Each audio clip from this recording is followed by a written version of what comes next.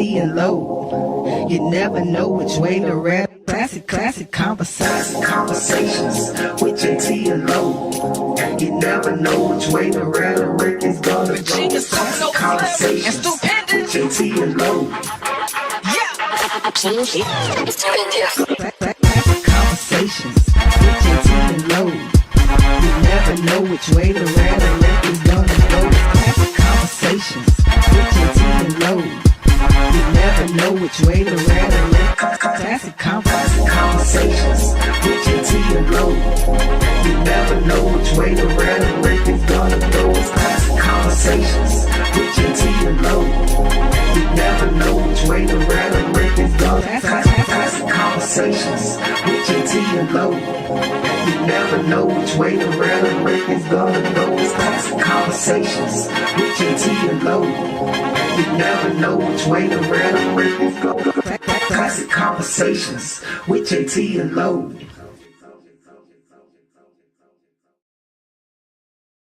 Classic conversations with Jae Tea and Lo. You never know which way to rap. Classic conversations with Jae Tea and Lo.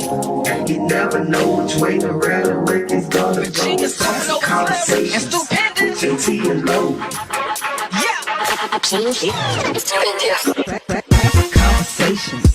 Jae Tea and Lo. You never know which way the rhetoric is gonna go. Classic conversations with Jae Tea and Lo. You never know which way the rhetoric. Classic conversations with Jae Tea and Lo.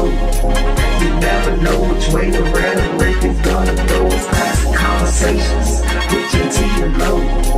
You never know which way the rhetoric is gonna go. Classic conversations with Jae Tea and Lo. You never know which way the rhetoric is gonna go. Classic conversations with Jae Tea and Lo. You never know which way the rhetoric is gonna go. Classic conversations with Jae Tea and Lo.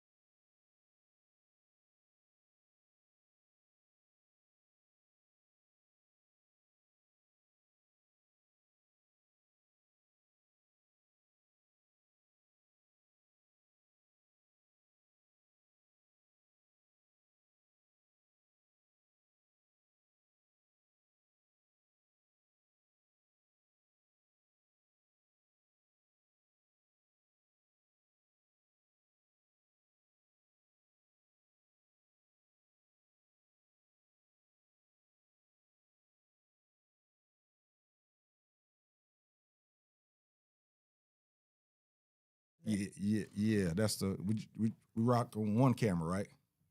Yeah. All right. There, no, we good. We good.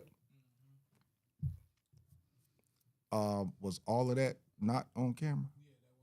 Hey, yo, what's happening, people? We're gonna do this again. It is time for Classic Conversations with Jae Tea and Lo. And Jae. Listen, people, we got some good stuff going on tonight. Phone lines are going to be open because tonight we are diving into mental health and we are diving into it deeply. We're going to talk about grief. We're going to talk about everyday life and the struggles of mental health, just going through the lifing type thing. We're going to talk about that. We want y'all to be a part of it, so make sure you give us a call. Let's try this again, 404-500-1605. You don't understand how big of an accomplishment that was for me because I've gotten the phone number wrong the last 2 weeks. So I'm really proud of myself right now. Really, really proud of myself. While you're here, man, go ahead and hit that button. Tell a friend, tag a friend. Tell them to get on over there to YouTube. You know, check us out. I got Facebook Live right now for a minute, but I'm not going to let them get the whole show. If they want to see the rest of it, they're going to have to come on over to YouTube with all of you because you guys follow instructions, and we really do appreciate that. So, real quick, let's get our guest in. Not our guest, but our guest.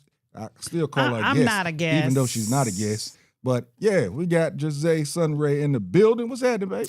Oh, You it's been all gone for a good. minute though. You ain't been No, like just 2 1 weeks. week. Just 1 week. 1 week. That's it. Yeah, it was just 1 week. I'm in here. I'm in like Flynn. He missed you. Right. Glad to have you back up there. Ron Godfrey, how you doing, brother? Hey man, make sure that you let people know what's happening so that they can get on over there to YouTube and get a lot. I see y'all logging in to Facebook. I appreciate you, but I need for you to get over to YouTube. That's where my bills get paid at. That's where my bills get paid at. So listen, tonight we have a very, very special guest in the building. I'm just gonna say her name and let her rock with it. I am Jamie Kirk. So I already told you how you can follow her on IG. There it is. But did we have Miss Jamie Kirk in the building? How you doing, young lady? I'm doing great. Blessed to be alive. Blessed to be alive. Ooh-wee. This is Angelo told me that you was coming on the show, and he didn't confirm. So I couldn't really talk about it too much because I wanted to make sure that you was gonna be here. Yeah, I didn't want to have everybody tuning in and then you not being here. Now here we are up here giving our opinions again instead of being able to be matter of factly and everything. So this young lady is make sure I'm saying it right, psychotherapist. Yes. A Licensed psychotherapist. Ooh. Can you hear on the mic? Is it okay? Yeah. Okay. Licensed psychotherapist, life coach, author. I don't like to throw out the ordained minister there because I'm still a little on the heathen side. The Lord is working with me, but Hey. The Lord is working on us all. Don't even worry about all that. The Lord is working on us all. I promise Yes. you. Even though He working, sometimes we don't do right, and He still sit there with us. Mm-hmm. What's up, Rick? The YouTube link. Hey, Dwayne, go to my Facebook page and put that YouTube link in there. It's on my page. If you scroll down a little more, you'll see it on one of the posts that I put in there. So listen, I want to ask you, in regards to the I don't want to call it a business. This is a service that you're doing. Yeah. What got you into this line of service? Trauma. Mm-hmm. My own trauma. I don't think you wouldn't look at me and say that my parents were gang members, drug dealers. Mom did a little bit of prostitution. She clean now, praise the Lord. Name it, I've been through it. Molestation, rape, domestic violence. My father passed when I was 5. Just kind of like turned my life upside down. My daughter died 21 years ago.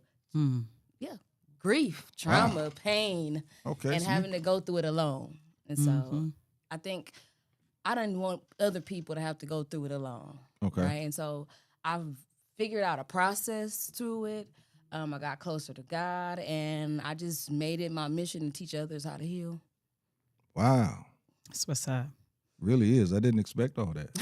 No one ever do. I was expecting something. I just didn't expect all that. They don't call me Big Mama for no reason.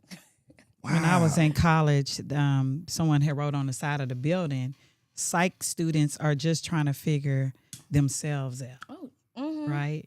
And I think that's very true. I was my first client. Yes. I was my first client, and I think we all go through stuff for a reason, and so it makes me a better therapist. I can say that it makes me a better therapist.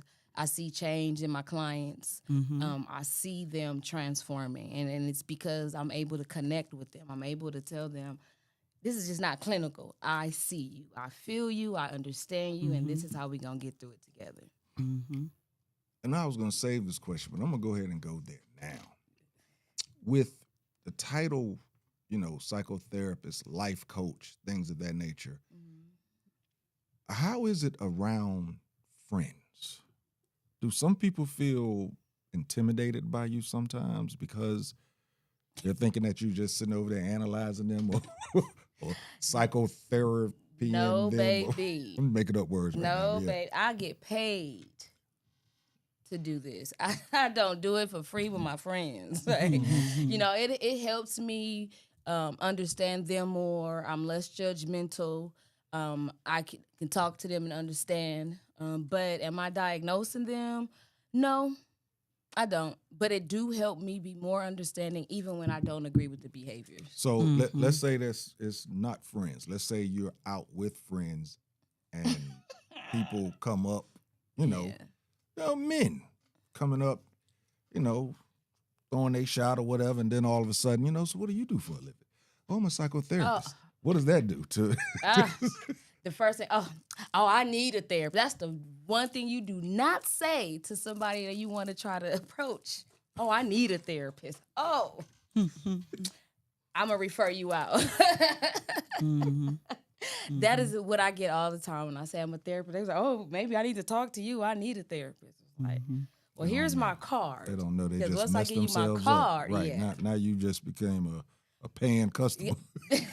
Yes. Do you tend to find that since you are more understanding, have you been in places where you've actually taken more BS off of some of your friends because I feel like that's been an issue for me with some people, that I really take in consideration their background and the things they've been through when I get certain responses from them. When sometimes I should give up because of these certain responses, right? But I don't, because I'm like, I got to consider the trauma, because a lot of times I'm like, that's trauma talking. Yeah. Let me give them a few days. Yeah. I'm a therapist. I'm not perfect. Yes. Right. And so I still struggle with letting go of friends because I could see the trauma and the hurt. And I also struggle with letting people go because everybody's not my assignment. Right. Yes. And you'll find yourself breaking yourself trying to repair somebody else. Right. They will be prepared and go off with life. And then now you got to start from scratch, trying to start over and figure out who you are now because they've taken a piece of you. How do you draw that line, or how do you come to that conclusion? Well, setting boundaries. Like, setting boundaries doesn't mean that I love you less. It means that I love me more. Right. Right. And so anything that is going to be an inconvenience to my purpose, I'm going to have to say no. Okay. Right. It could be an inconvenience to my day, but when you're an inconvenience to my purpose, I'm going to have to say no. Okay. I like that. Yeah, I was, I guess that's the empathy side.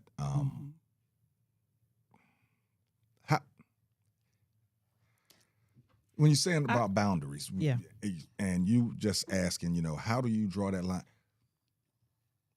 Because I don't want to sound insensitive, but somebody that that has had trauma, and see, this is a classic conversation because I had these questions down for later, but I'm going to go ahead and do it now. But how do you know when they're taking advantage of your empathy? When they're using the trauma to, I don't want to say get over, but get over. Have you seen that? And how, again, opinion, factual. And I'm saying factual, people, because this woman has degrees. That's what I'm saying. I'm not saying it because she's God or nothing like that. I'm saying because she has degrees. And y'all know the Classic Conversations, we believe in mental health and we give you our opinions and what, tactics that we do to try and get through and all this type of stuff. But as someone that has degrees and you see something like that, how is it a way to know if they're using Actions. Action speaks louder than words. Child, speak. What are they doing tangibly to change their situation? Yes. Sometimes we need help. I've been in a moment where I just need some help. I'm really trying. I'm hitting roadblocks. I just need some help to get me to the next level. But you see me doing. Yes. I'm not sitting and complaining, talk about what I don't have, what people are not giving. I'm not just complaining. I'm doing. And so I've had friends, complain, And so I tell them, look, these are some steps you need to do. Try this, try that, try this, try that. And when you don't try, you're not even trying, then I'm going to wait till you try. Yeah, see, this is gonna get good because I promise you, I'm gonna get back to what I was gonna do for this first segment, and then we're gonna get back to that. But tell us something about yourself. You know, where you from, family, hobbies. I mean, you ain't always just sitting in the office with somebody laying on the couch. I'm sure you got some hobbies, some things that you like to do. So, yeah, tell us something about yourself so that we can actually put a person to, you know, the doctor. So I'm originally from Los Angeles, California. Okay. I've been in Georgia 3 years now. It'll be 4 years in April.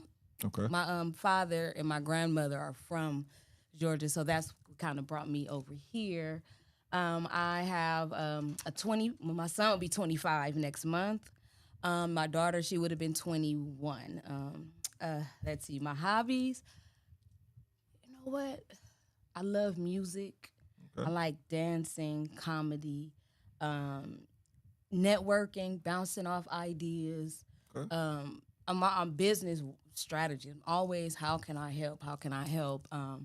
Right now, I'm really working on my nonprofit. We launch next week, next Tuesday on the 11th. So come on out. We doing raffles. We giving out. We got a few vouchers for trips to Vegas. I'm always just trying to figure out how can I help my people.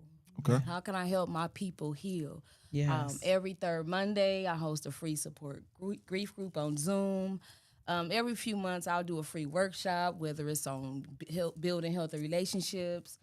This is my goal-setting workbook, grief, trauma, anxiety, suicidal prevention, because I was suicidal, attempted in the middle school. And so, like, I just don't want people to feel anything that I felt coming up. So, and God, I keep wanting to go to the whole purpose thing. You found that purpose.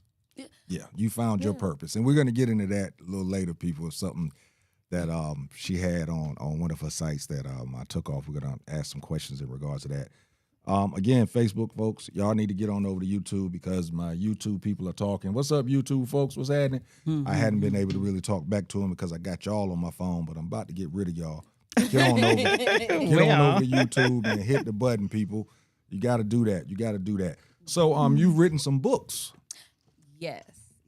And I didn't bring them all. I brought this one because I was leaving it with you guys. Okay. This is my actual first book. It's called The Hustler's Manual, Guide to Taking Control of Your Life. It's actually it's a goal-setting workbook. Okay. It helps you take your goals and break them down into monthly goals. Break those monthly goals down into weekly goals. I encourage people to give yourself at least an hour or two a week to go through your book and see, am I accomplishing my goals to get me to where I want to be? Because we will dedicate 40 hours a week to accomplish somebody else's goal. Facts. Right? And we will be diligent, make sure we are on point. I heard somebody say, and we know it's an idiom, it's just more of a story, but there was a man standing outside at a job smoking a cigarette, and his boss pulled up with a brand new Porsche, and he told him, wow, that's a nice car. And he said, thanks. If you keep working as hard as you did, I'll buy another one. Yeah. Right? And I'm like, when I heard that, I was like, ooh, I probably would have quit. Right? And I had to realize, like, my boss would never pay me enough to be his neighbor.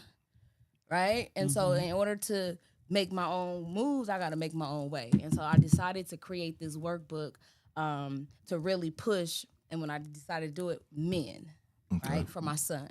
Okay. What do you want to do with your life? Where do you see yourself? And he didn't know. And so when I thought about it, I've worked with intellectually disabled adults. I've worked with teenagers, at-risk teens. And one thing that I realized is they just didn't know the process of setting goals. Okay. Right? And so that's what I started doing. I started teaching people the process on how to set goals, which actually came back to depression. Right? And so when you ask somebody who's depressed, are you happy with your life? 9 times out of 10, they're not. All right? And so when we focus on, okay, well, if tomorrow you woke up and life was better, what would be different? And that's what we work on. Right? And so that's what this book did. And so then my second book, it was more about some of my trauma. I never spoke about some of the things that I have experienced because even In trauma, sometimes we try to protect our predators. And for Facts. years, I did. Even in the book, I still did, right? I exposed a lot, but I didn't expose any names. I didn't put it to where, and when I thought about it, I'm like, I could, because it's not like my family read anyway. But I could have, Yeah, you yeah. know, I could have put it in there, but it was a release for me, right? And so after I did that, my third book, I actually dropped 2 books at the same time. I wrote 2 books in 30 days. And so wow. that's why I created the relationship workbook. And so the relationship workbook helps you work with the relationship with yourself first by identifying your attachment styles, how you create boundaries, your communication style, your problem solving skills, conflict resolution, self-care, like all these determine how you move and operate in I relationships. love attachment style. Right? And so once I did that and I started teaching people, like, work on you. Yeah. Right? You have to work on helping yourself be whole. And then you find somebody else whole, right? Stop looking for somebody to make you happy, because if they can make you happy, they can make you sad, they can Facts. make you mad, they can make you all of that. And so be in control of your own emotions by having a better relationship with yourself. And so Do you think a lot of those people don't even know that they need to work on themselves? Those people that are searching for a relationship. no, and it's not their fault, because Okay. we build relationships on how we see them growing up. Mm-hmm. Yes. If you didn't view a healthy relationship, you don't know what one looks like, yes. right? And you think that that's normal. Fighting is normal, right? And you hear that all the time. Yes, Yeah. fighting is normal. What type of fighting? Right. Right. And so when you grow up in a household and someone is abusive, right?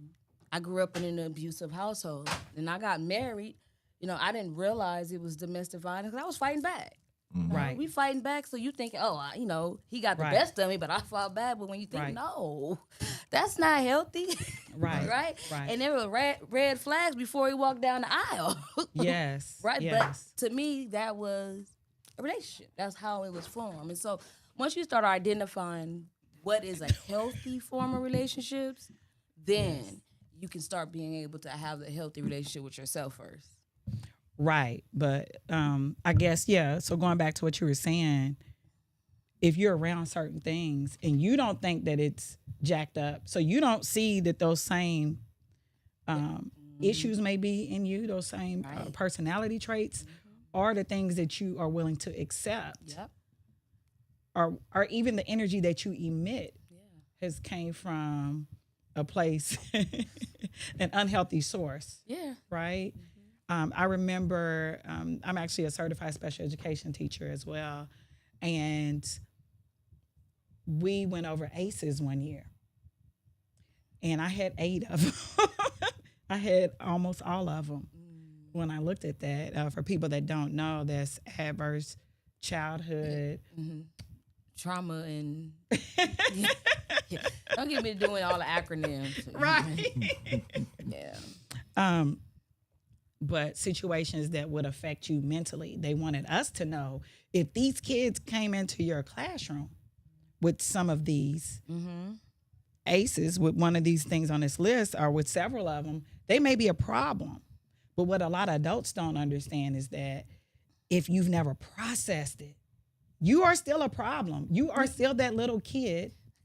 Even if you push it down, right? You are still that little kid that even with me, I wasn't a kid that was a issue.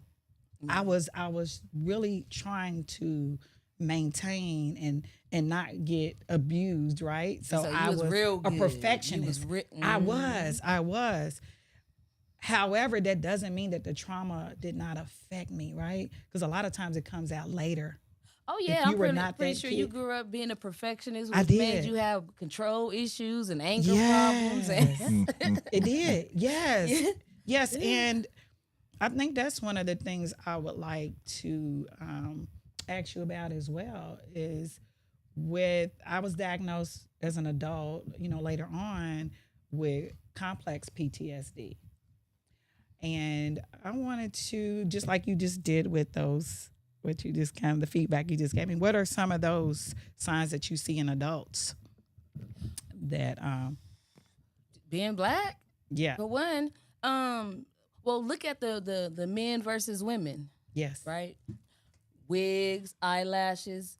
Men are so focused on the outer of a woman that they miss the inner, Yes. and vice versa, Yes. right? We are fighting our own demons, right? And we're all trying to survive them, not even realizing a lot of people are learning to function in dysfunction. And then they look at you because you're learning to heal, like you're the Yes. problem. Always. Always. Yes. You got to deal with people, the gaslighting, manipulation, being victims. Yes. Yes. I tend to feel like that if you are black in America, you have some trauma. Oh, there is definitely. I actually wrote an article about that. Okay. You know, because we're born to be afraid of the police.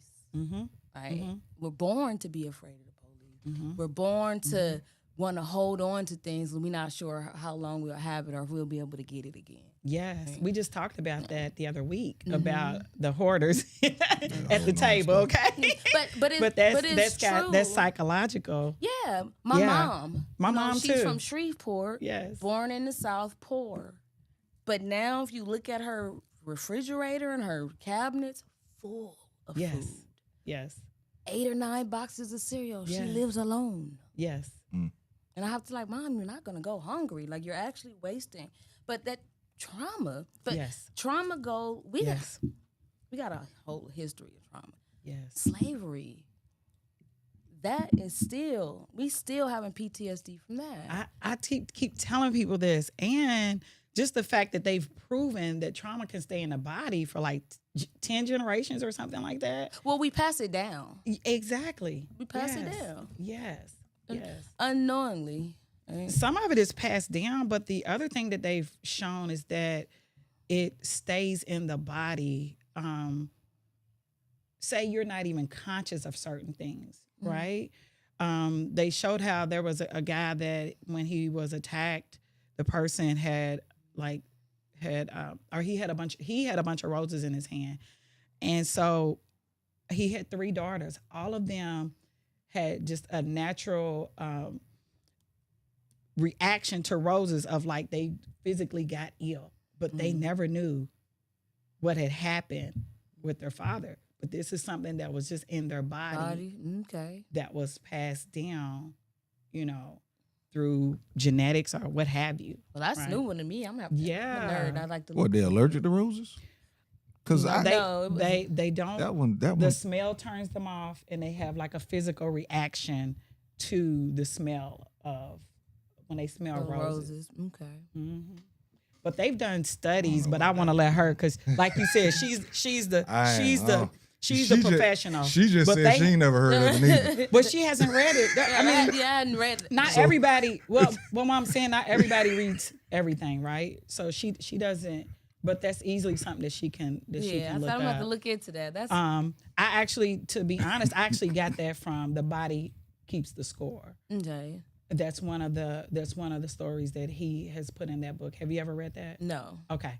That's a excellent book. Okay, I definitely look into that because you hear when people say about anxiety and depression, I got it from my mom or I got it from your dad, and I'm like, it's a learned coping skill that you learned from them, but it doesn't go in the bloodstream, so it wasn't passed down. That's the point that I was going with. He ain't passed down that you smell a rose and it affects Well, that couldn't be, because that wasn't nothing he was born with, so he couldn't pass that down. Sometimes, but certain fears, but depending on how I allow that fear to bother me around my children. Yes. Right? And so, like when my son was small, I think he saw my reaction to spiders, and he would freak out if he saw something that even looked like a spider, just based off my reaction, right? And it's just teaching him, when I see this, I'm supposed to react like this. And so I had to go in there and train him. No, I'm scared of spiders. You don't have to be, right? Yes. It's teaching them. Stay scared of spiders, bro. Huh? Stay scared of spiders. You can hold on to that one. You can hold on to that. He one. don't have to. Hey, He look, don't need to. I want to ask this because we going right into the other subject matter I want to get with in regards to the trauma part. But you was talking about the relationship workbook. There was somebody, when I told somebody at work, and I haven't seen if they've chimed in yet or not, that you were coming. I had you on the show tonight. Okay. And I was actually looking at some of the stuff, and I said it out loud. I'm like, oh, she wrote a book, blah blah blah. And I said, on the relationship workbook, couples in therapy. Do you feel that therapy should be done separately first and then together? Or should they do it together and then separately next? Or does it vary between the couples? It varies. It varies. If there's a problem with just communication, they're having their own relationship problems. Some stuff can just be worked on through therapy together.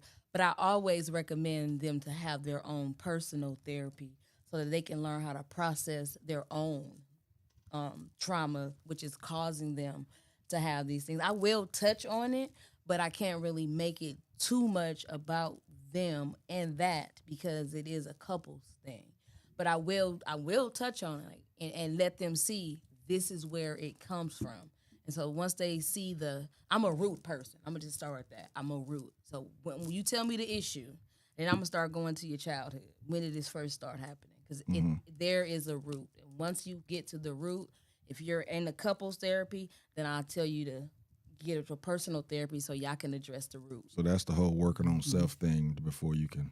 Yeah, Okay. But you don't technically have to be in therapy personally before you go as a couple. All right, well, listen, y'all. We're gonna take a quick break. I know that got a lot of things going on the chat.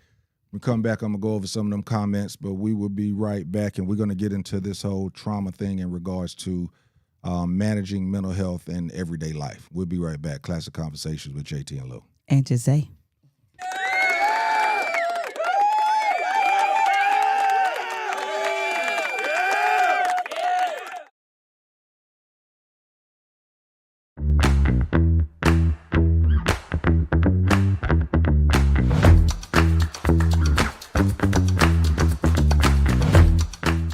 Listen, man, I've had iPhone 11 for a long time since iPhone 11 came out. What? Yeah, iPhone 11, and I wore it with pride because I was like, I'm not getting a new phone every time one of these things come out. That's fair. You know, the whole family got better phones than me, and it's okay. So I'm at Sam's, right, and I'm unloading my cart, and my mom calls me.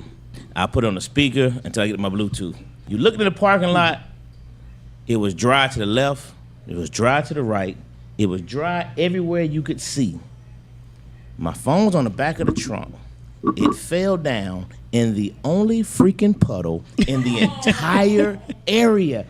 And that phone went face first. That joke ain't been back on since, man. It went zoop. So Lord, I'm gonna just go and tell you something.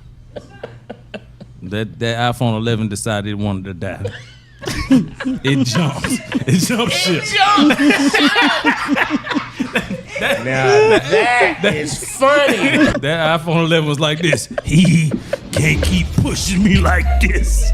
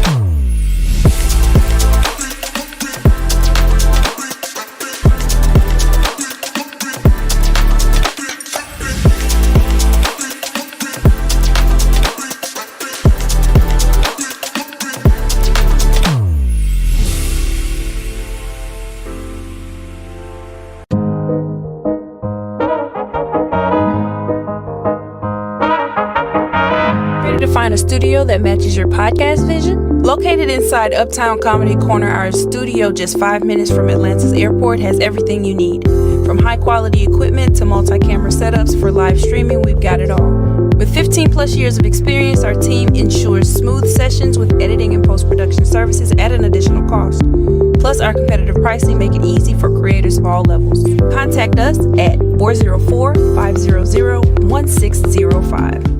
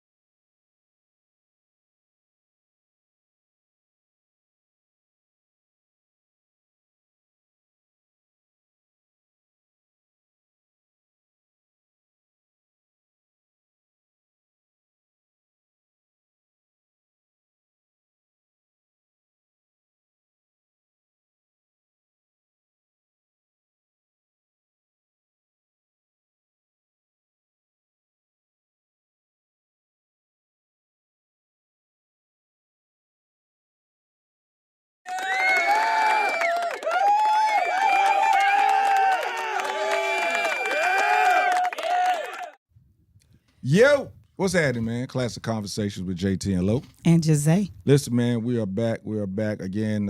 Phone lines are open 404-500-1605. You folks out there, I'm not seeing anything up here, man. I need you to hit these buttons and help this doggone algorithm go up. I need you to hit these buttons, folks. Let me go over some of these comments real quick. What's up, Kiki? Kiki wanted to say, listen, girl, you got a son that's 25 years old. You look amazing. Thank you. My man Ron Godfrey, he also, he's in the same club with you. Also, my co-host Angelo in the same club with you in regards to losing a child at a young age. Definitely, both of them are there also. Ron Godfrey from Denver.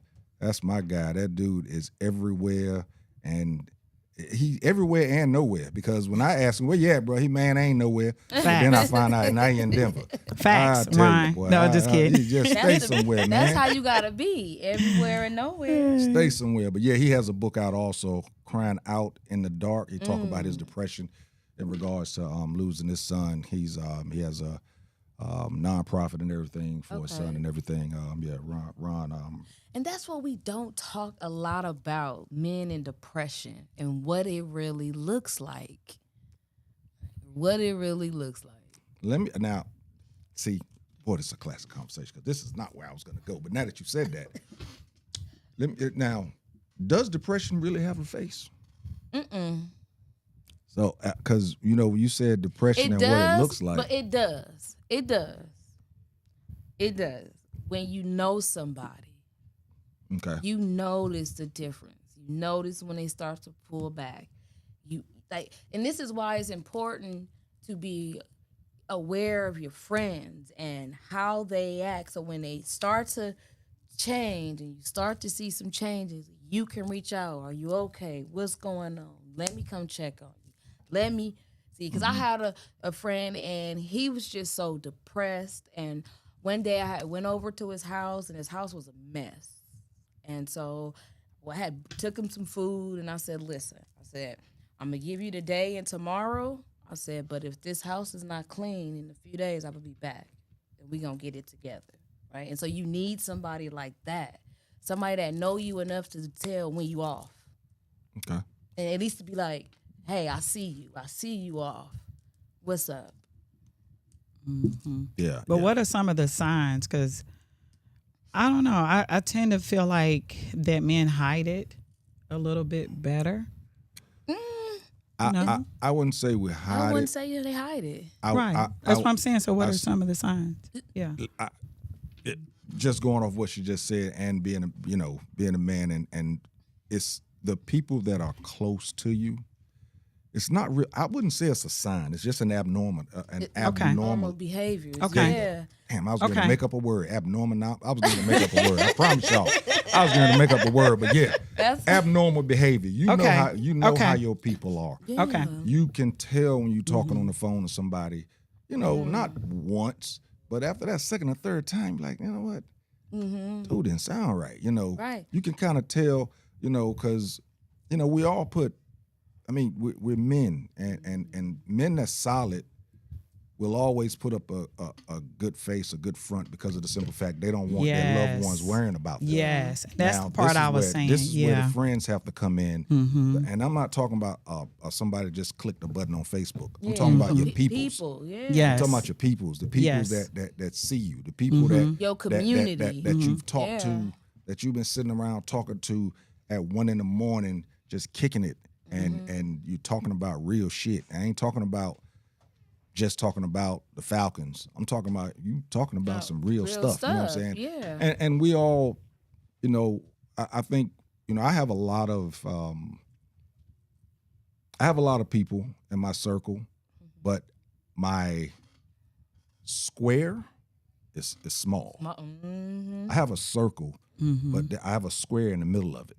And those people, and the craziest thing is Ron Godfrey, who me and Ron don't really, I like that. we've never hung out. But recently Ron Godfrey called me out. I mean, he wouldn't let me say no, that I was okay. He wouldn't let me keep just saying I'm okay. I mean, he literally saw through my I'm goods. Yes. He saw through it. And this dude, again, we ain't never went out and had a cigar. We never went out and had a drink. I mean, we broke bread together. We've worked together in acting and stuff like that. But he saw something that in the times that he had seen me, he saw something different in me, and he was able to get through it. So needless to say, Ron made his way into my square. That's what's up. He made his way into my That's what's square. up. You know what I'm saying? So that's the thing with men. It's not that they tread through it because they don't want their loved ones to worry as much, which is a fault of ours. Yes. Because of the trauma of growing up, the trauma of shut up and handle it. Yes. The trauma of looking at your uncle just deal with it and get up and go to work the next day and everything. So let's get to it. Managing mental health every day. The reason why I wanted to ask that question and to get into it a little bit, because as I've said before, I had a brother that committed suicide, and I can remember my dad always being depressed, and I didn't recognize it till I got older what it was, right? Because he was an alcoholic, and I remember one time he went through treatment because he was going to lose his job, and I saw that other side of him when he wasn't drinking, and he was just, it was almost like he was lost, and he wouldn't talk much. I just saw the depression on him.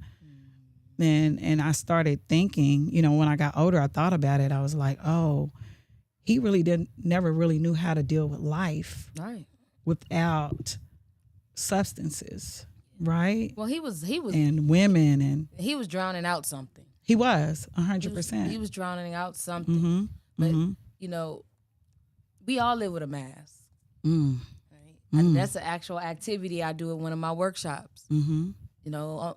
Who you show on the outside isn't who you feel on the inside. Yes. But the thing about it is that, and that's why I love this activity, because you learn that everybody is feeling the same way. Everybody is wearing a mask. And so we technically don't have to hold it in. We don't. We don't have to hold it in. We don't have to suffer in silence, because everybody's wearing a mask. Everybody is hurting. Everybody Mm-hmm. feels depressed sometimes. Everybody deals with anxiety, Mm-hmm. grief. Grief gonna hit everybody at Yes. some point in life. It's gonna Yes. hit it. Depression gonna hit you. It may look different. Right? I suffered from depression for years. I had high functioning depression. I was the life of the party. Came in, everybody firecracker, and I left. I cried all the way home. You know what I'm saying? And so nobody knew that. And so when you talk about it, don't have a face, but the people that knew me knew something is wrong. Mm-hmm. My brother, he lived out of state, so I don't. But I do know during that time. But I can clearly remember we had a really rough childhood, like extremely rough, because I suffered from that as well. What you were saying, just from depression for years, and going through suicidal thoughts and all those things, and I didn't understand until I finally processed a lot of my stuff as well. Did you ever go to therapy? Oh, I did. Oh, yeah, I definitely went for years, off and on. I went for years. I had, again, like I said, I had complex PTSD, and so you know what that means, but a lot of people don't know. Complex is when you have had either a series of events rare things. or ongoing abuse or neglect or what have you. So it affects you a little differently than PTSD, but kind of the same. So it is something that you definitely have to work through. You know, just like what you were saying when you were telling me earlier, some of the stuff you've been through. I've been through some of that same stuff. So, and it's kind of a, what do they call that? They call those a hidden disease, or what do they call it when you can't see, like when you're the life of the party. Oh yeah, those are hidden diseases. But you are struggling with depression and anxiety. There's a name I just can't remember. Is that what is that what it's it's high called? functioning depression. Yes, That is. yes. And you mentioned managing your everyday mental health. Let me ask you this. Now, when you say managing mental health every day, because I saw this on your flyer, we're going to post a flyer soon, people. When you say that, are you speaking of managing life after trauma, or are you speaking of just managing everyday life situations? Everyday life. Okay. Go ahead. Anybody, you guys ever seen Sex in the City? Yeah. You ever notice in the beginning, every woman is doing something in the morning. They're running, one is journaling, one is, that's how you start to manage your daily mental health. Having a daily routine where you really sit with yourself and your thoughts, whether you're praying. What was my next question? Are there any exercise? Are there any exercises that you would recommend as far as dealing with everyday life? Because life is life, and let's face it. And not only is it just life in regards to, you know, your personal bills, your personal responsibilities, you know, your home, your children, your spouse, your brother, your cousin, but now the state of the United States of America right now adds even more onto it. So what are there any, because we've had this, we do a thing at the end of the show called Top 5, and we have done top five ways that you deal with daily stresses. And do you have any exercises that you think would help people deal with daily stresses? Yes. Meditation. Okay. And then not that whole, sitting there. No, you don't have to necessarily be sitting there and and not doing nothing with meditation. Changing the atmosphere by changing the music. And so what I teach a lot of clients is they have frequency music. Yeah. The same thing that Andre 3000, that new album, that's what that is. It's frequency music. And so what it does, it taps into the subconscious. When you're anxious, they even have a frequency for anger. They have a frequency for pain to kind of help you release those things. So having some form of daily routine, and then have a goal for your day. Plan your day. Sometimes we just get up and go with the flow of life. And that's where people mess up, because I look at the flow of life as, and I'm going to talk to y'all, it's just like sitting in a kayak in the ocean, right? And you have this island. I want to go over here to this island. And so I'm going to sit in the kayak and I'm going to let the waves take me. And 9 times out of 10, the waves are not going to take you where you want to go. Wait. Go ahead. You talking to them. Not going to take you where you want to go. She said this earlier. Okay. She keep forgetting that the camera's this. I keep Right now, forgetting this is the for camera. y'all. Go ahead. And so you may end up on an island and you may be successful on that island, but you're not going to be completely satisfied because deep down you know that's not the island that you truly wanted to be on. And so instead of going with the flow of life, instead of sitting in that kayak, going with the waves, use the tools that come with the kayak. It has oars, right? It has oars. And if you've ever been in a kayak, first I didn't see it. And then I saw my friend go in the kayak. And I was like, it's not as easy as I thought it would be. But that's life. It's not as easy as you think it would be. But if you keep on rowing, you're going to get where you're supposed to be. And so in this economy, this is what I've been telling everybody. Plan. Don't panic. Mm-hmm. I almost wish it was the end of the show because I just want to go mic drop. That shit was so powerful. I hope it didn't go over y'all head right there. I got chills. Knowing that that's not the island that you want to be on, but you there because you having a good time, so you just gonna stay there. Right, and you build off that island. You balling. You know, you got businesses, but you're not fully happy because you know this is not where I settled here. I settled here. And sometimes where you settle be good, right? But are you truly ever happy? Oh, this is so good. Oh, this is so good. Yeah. Oh, I promise you, y'all, I'm getting chills. Yeah. He about to go get his oars. I actually just right put now. something on my Instagram and I said, you know, you gotta be happy by all means. So fuck settling. Yeah. Yeah, right over there. Oh, that was so good. Yeah. Okay. In regards to trauma, is this something that can be treated and healed, or is it something that can be treated and managed? Both. Depends. On Depends on what you trauma- want to do with it. Mm. Do you want to heal from it? Do you want to manage it? What do you want to do with it? Mm. You know, sometimes people hold on to it as justice for the wrong that was done to them. Mm. Right? But So using it as motivation. well, For if that. you're going to use it as motivation and it's going to turn out for something good, Mm. you know, That's managing it, then I guess, yeah, right? manage it. But if you use it for motivation and turn out bad, then you have another problem that you have to manage. You know what I'm saying? Like life is gonna give you whatever you give it.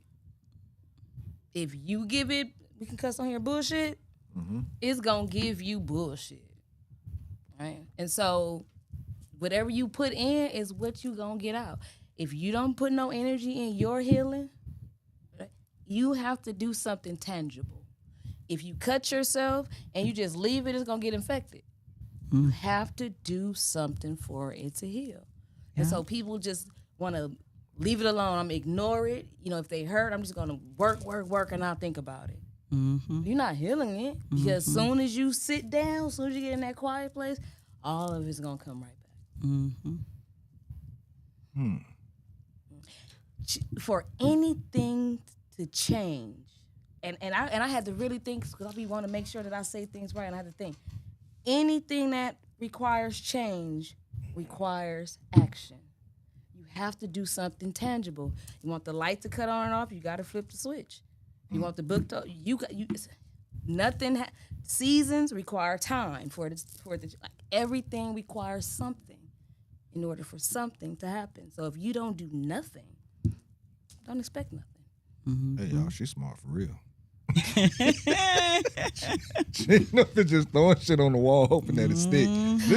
I lived She this. writing this shit on the wall. Yeah. She ain't throwing it. Yeah. She writing it on the I damn wall. lived this. I learned Wait. this. Yeah. The trauma might not have been your fault, but it's your, It's your responsibility to heal. yes. And what I did was I stopped taking it offense. Because at first I was offended. You did this to me, and because this happened. And then I had to remind myself, all things good and bad, God worked for my good. Like, all of this ain't new to him. He knew what I was going to go through. He allowed it. He allowed it.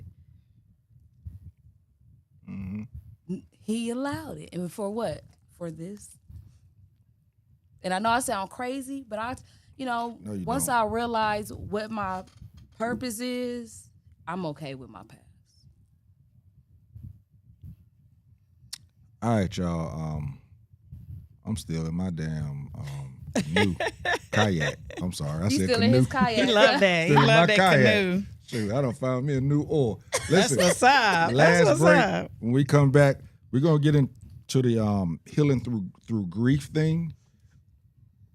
I think this is really important because of so many of us are dealing with some type of grief, even if it's not our own personal grief, it's a grief that somebody else is close to us is dealing with. We're gonna talk to her about that, so we'll be right back. Classic Conversations with Jae Tea and Lo. And Jae.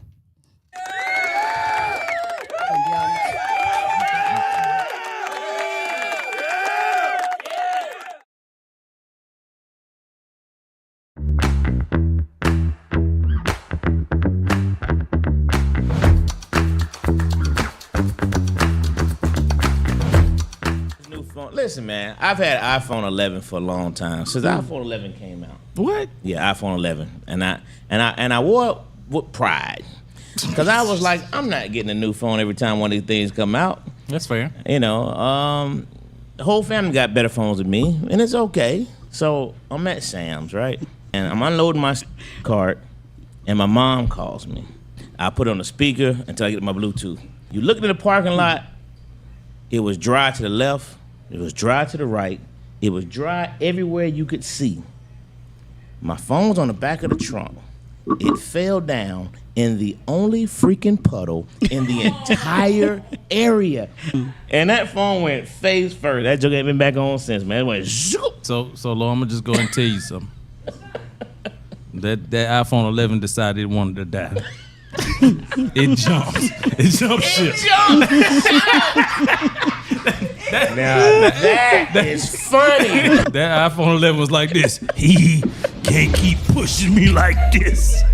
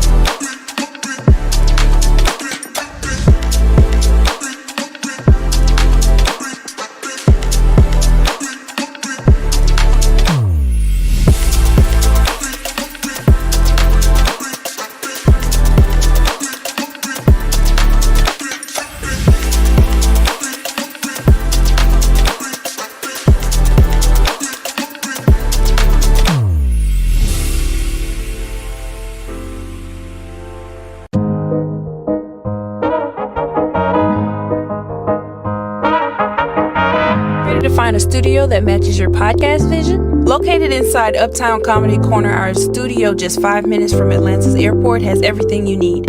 From high-quality equipment to multi-camera setups for live streaming, we've got it all. With 15 plus years of experience, our team ensures smooth sessions with editing and post-production services at an additional cost. Plus, our competitive pricing make it easy for creators of all levels. Contact us at 404-500-1605.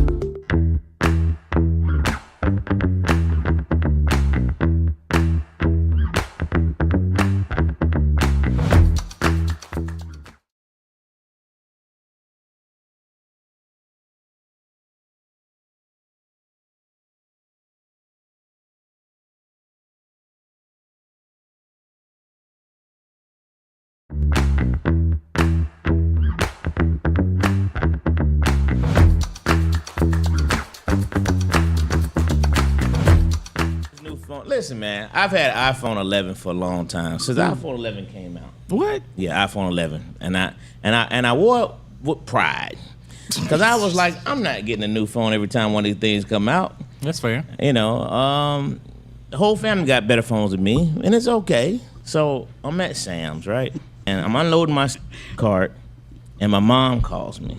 I put it on the speaker until I get my Bluetooth. You look in the parking lot, It was dry to the left. It was dry to the right. It was dry everywhere you could see. My phone's on the back of the trunk. It fell down in the only freaking puddle in the entire area. And that phone went face first. That joke ain't been back on since, man. It went zoop. So Lo, I'm gonna just go and tell you something. That iPhone 11 decided it wanted to die. It jumped. It jumped shit. That is funny. That iPhone 11 was like this. He can't keep pushing me like this.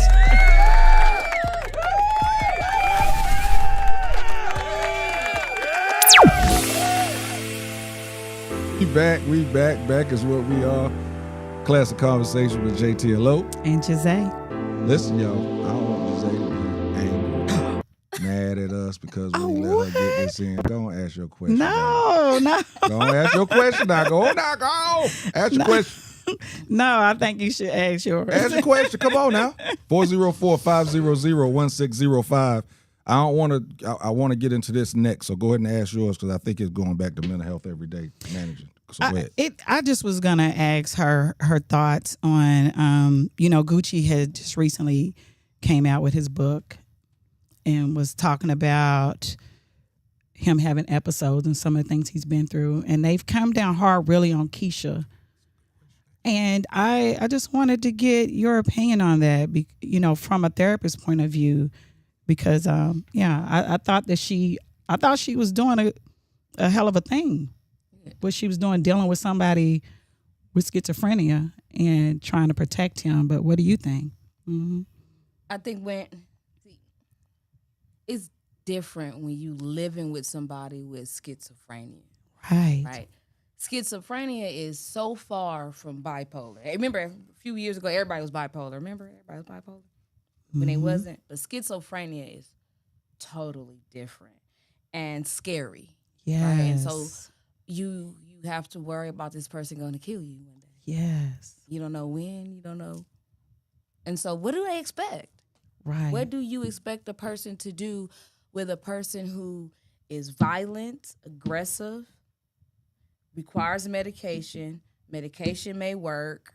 After a few months, medication don't work, and you back on this whole cycle again. Yeah. Like you never get peace.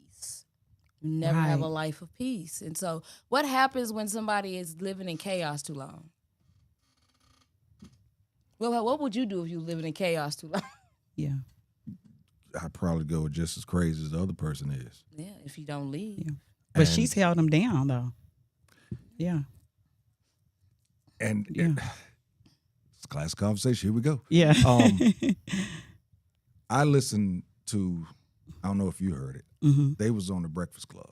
Yeah. And they were doing the tour for the book thing. Okay. And they were talking about that, his episodes and everything. And Keisha was there with him. They asked her, so Keisha, who are you talking to as you're dealing with this of holding him down?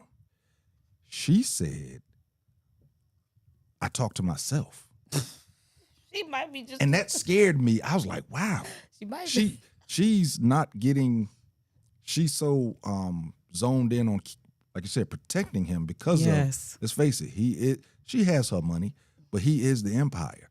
And, she loves him, so she's trying to make sure that his episodes are not seen and nobody really knows about them. Yeah. But what you just said, somebody being in a chaotic situation, how is she able to get through this without speaking to someone? You see how somebody be in an abusive relationship and you never know?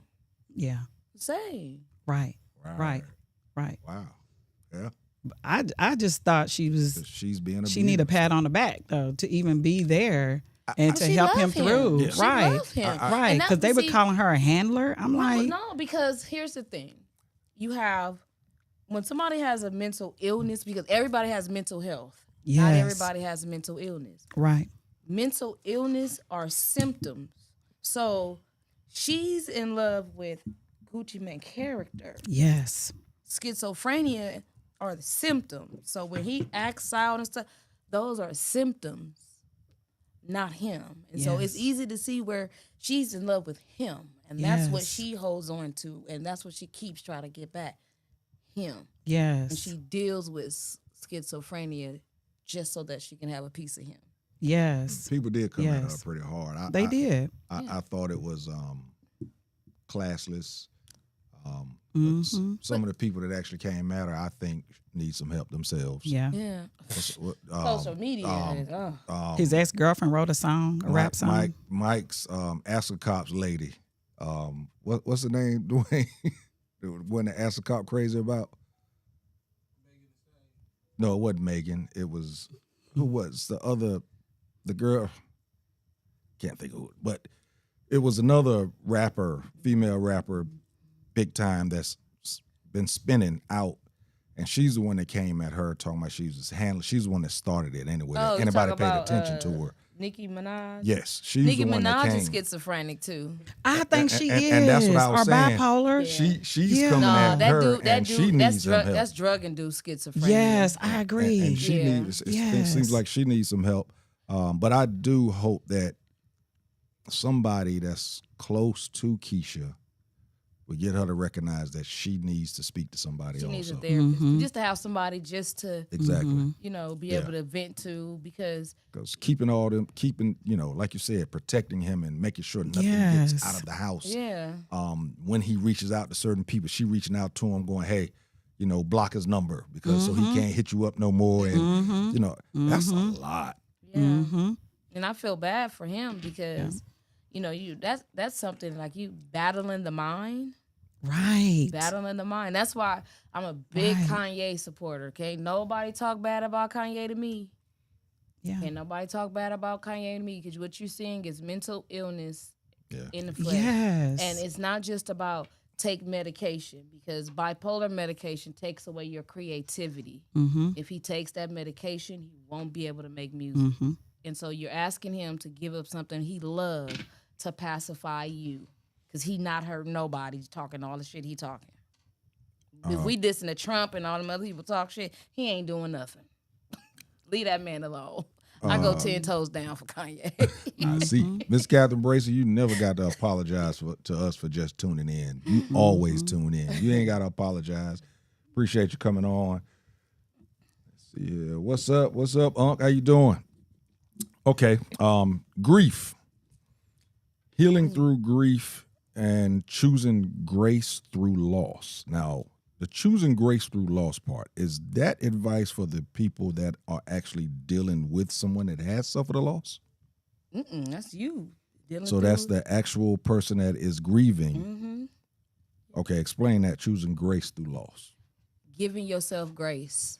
It's okay to be sad. It's okay to be angry.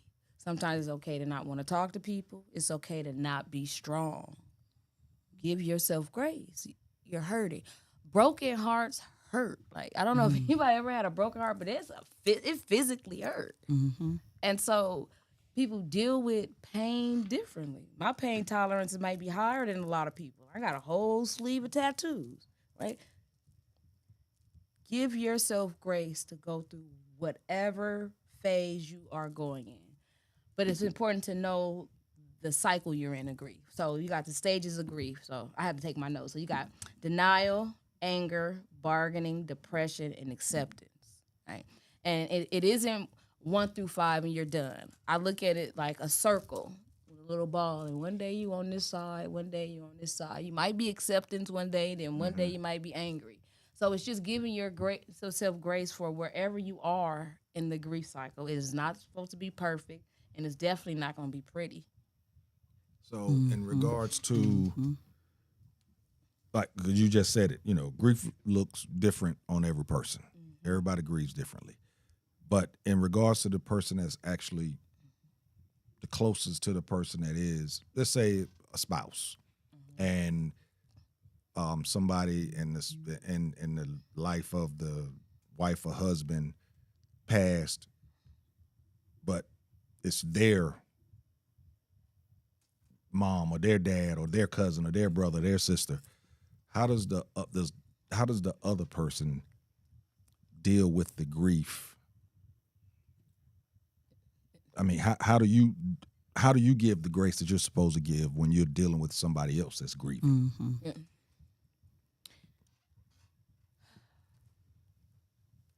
Communication. Ask them what they need. If you're able to give them what they need, give them what they need. If you can't, you can't. Is that not more harmful if you can't give it to them? Well, it's more harmful if you trying to give them something you can't. you don't have the capacity for everything. That's your reality. You don't have the capacity. So what I may need, you may not have the capacity to give to me at that moment. Me being on the grieving end has to understand that. That's the part. Yeah. It's a that's where that communication comes in on and relationship. If we got a good relationship, I understand you, you understand me. And I understand what you can give me, and I understand what you can't give me. But when you're in grief, if you've never seen that person in grief, can you really understand what they need? Ask them.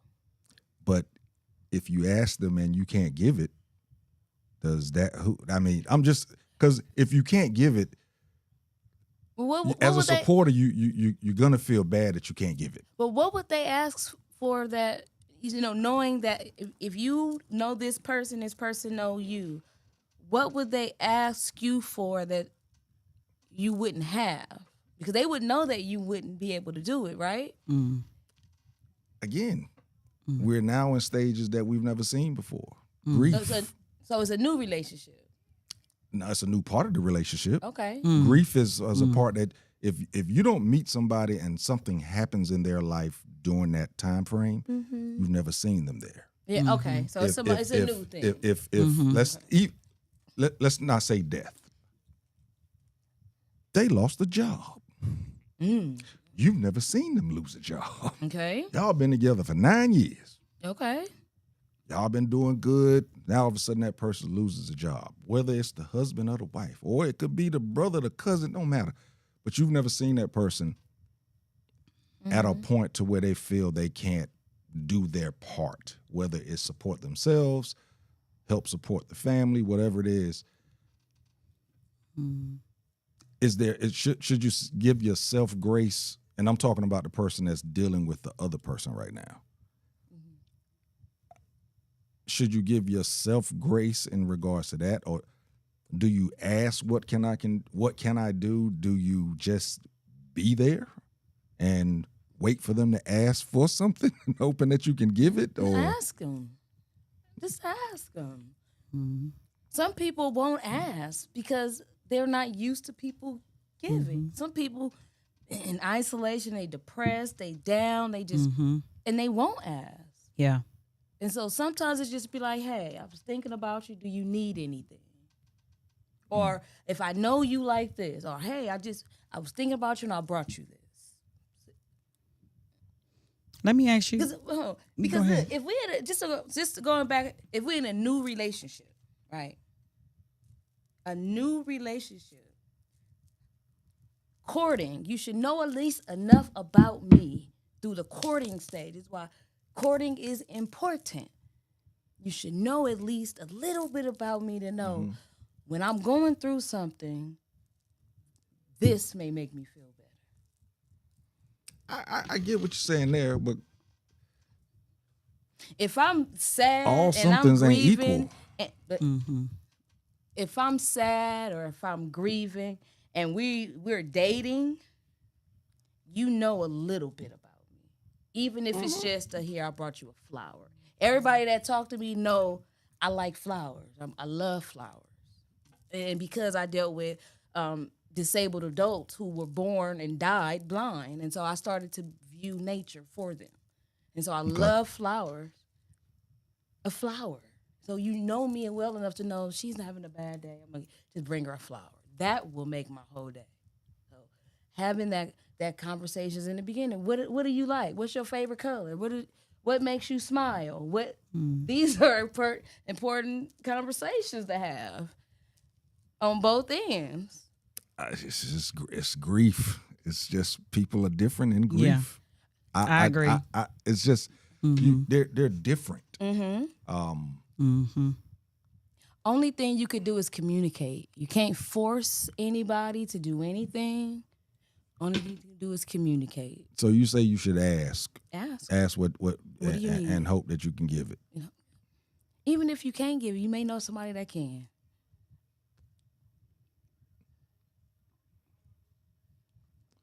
That's a rough one. Sometimes you just may be the resource. You may not be the one with the gold. You may know somebody with the resource part. That makes a lot of sense. That makes a lot of sense. I had another grief question. It's kind of like what he was asking. It might be the same answer. Let's say you are a parent and the husband dies. So you're grieving and your kids are grieving. How do you then still be supportive and you're hurting? You guys you're dealing are, with your own grief. Yeah, you guys are in it together. Right. I agree. And so that's a moment for because your kids need to understand what's going on. And I'm speaking from experience. My father died when I was 5. And I just remember them coming to the house, putting out my stuff in trash bags and taking me to my grandma's house, and that was it. And then he died a few days before my 6th birthday.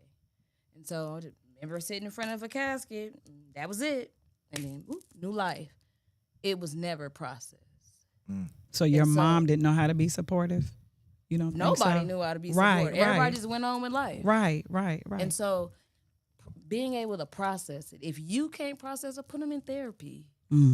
Put them in therapy. But don't go through life just like, oh, it just happened. We just going to go on with life. Because you don't go on with life. You start a new life without them in it. Yeah. And so you got to teach your children how to navigate this hurt.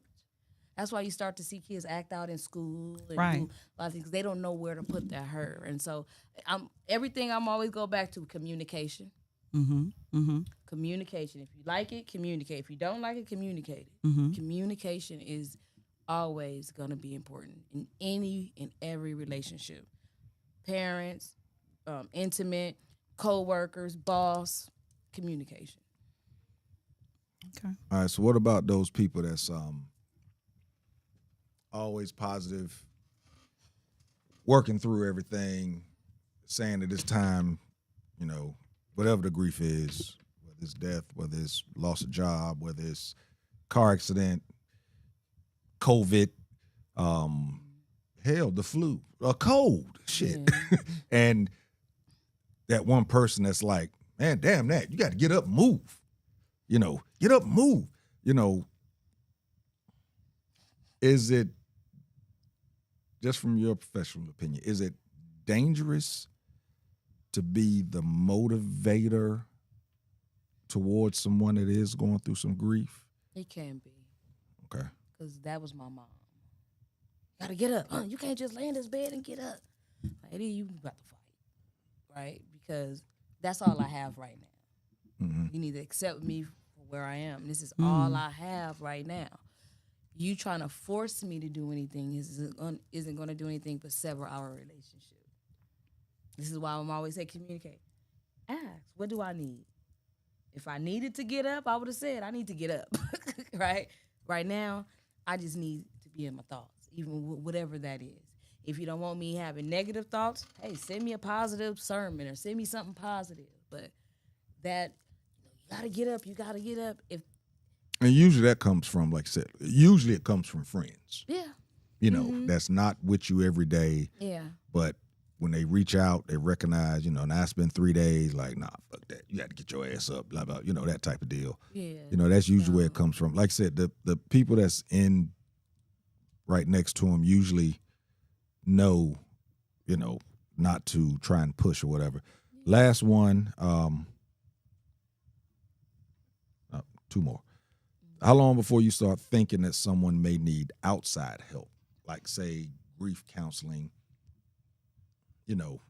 from whatever it is, or that you worried that they may hurt themselves because of whatever loss it is? Is there? I mean, I know it's not an exact.